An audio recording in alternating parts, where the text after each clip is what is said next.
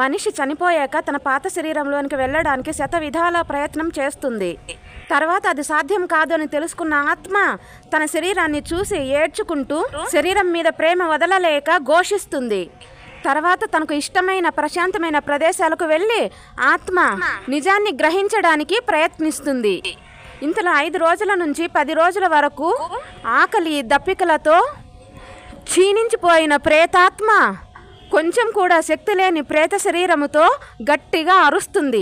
మామూలు పంచభూతాల శరీరం లేకపోవడం వలన ప్రదేశాలను పదార్థాలను చూసే శక్తి ఉంటుంది, కానీ ముట్టుకునే శక్తి లేకపోవడం వలన చూసిన ఆహారాన్ని నీటిని తాగలేదు, తినలేదు.